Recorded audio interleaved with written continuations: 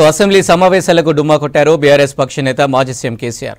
తెలంగాణ భవన్లో GHMC BRS కార్పొరేటర్లతో సమావేశమయ్యారు కేసీఆర్ నల్గొండ సభను విజయవంతం చేయాలని పిలుపునిచ్చింది బీఆర్ఎస్. నల్గొండ దద్దరిల్లల కృష్ణ జలాల సాధన సభ నిర్వహించబోతున్నట్లు చెప్పారు మాజీ మంత్రి జగదీష్ రెడ్డి. అసెంబ్లీ సమావేశాలకు ఇవాళ కూడా హాజరు కాలేదు మాజీ సీఎం విపక్ష నేత కేసీఆర్. బడ్జెట్ సమావేశాలకు కేసీఆర్ హాజరవుతారని మొదటి నుంచి చెబుతున్నారు బీఆర్ఎస్ నేతలు. బడ్జెట్ ప్రవేశపెట్టే సందర్భంగా కేసీఆర్ సభకు వస్తారని అంతా అనుకున్నారు. కానీ ఇవాళ కూడా బీఆర్ఎస్ పక్ష నేత కేసీఆర్ డుమ్మా కొట్టారు. అటు పార్టీ వర్కింగ్ ప్రెసిడెంట్ కూడా సభకు రాలేదు.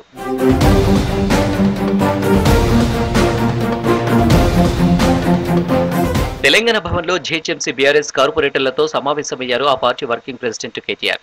సమావేశానికి డిప్యూటీ మేయర్ శ్రీలత శోభన్ రెడ్డి డుమ్మా కొట్టారు. కొంతకాలంగా పార్టీ తీరుపై శ్రీలత, ఆమె భర్త శోభన్ రెడ్డి తీవ్ర అసంతృప్తితో ఉన్నారు. 3 రోజుల కిందట కేసీఆర్ అపాయింట్మెంట్ ఇచ్చి 4 గంటలు వెయిట్ చేయించి తిరిగి పంపించారంటూ డిప్యూటీ మేయర్ దంపతులు ఆవేదన వ్యక్తం చేశారు.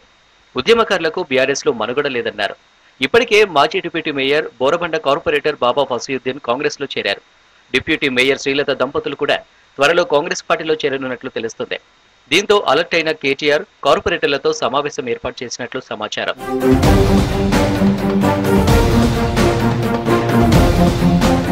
కేసీఆర్ నల్గొండ సభను విజయవంతం చేయాలని పిలుపునిచ్చారు బీఆర్ఎస్ నేతలు. తమకు గెలుపోటములు సమానమేనన్నారు. కాంగ్రెస్ ఇచ్చిన హామీలు అమలు చేయకుంటే పోరాటం చేస్తామన్నారు. ఈ సందర్భంగా నల్గొండ సభ పోస్టర్ను రిలీజ్ చేశారు నేతలు. ప్రజాస్వామ్యంలో ఎన్నికలు వస్తుంటాయి, గెలుస్తుంటారు, ఓడుతుంటారు.